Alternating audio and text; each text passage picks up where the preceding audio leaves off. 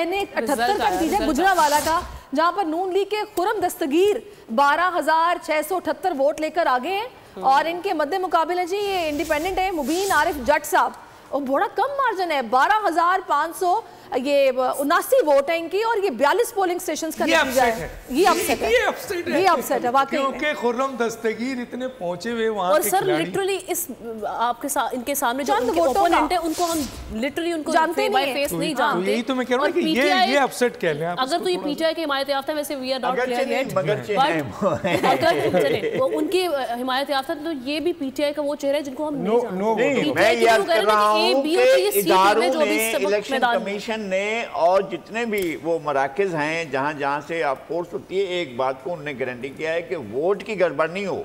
अदालती फैसला हुआ है और अदालती फैसले में उनकी अपनी गलतियां सामने आई। अगर वो बल्ले के लिए गलतियां ना करते वो और उनको मिल जाता तो मिल जाता, लेकिन उसका हो गया। लेकिन इलेक्शन में कोई नजर नहीं आया।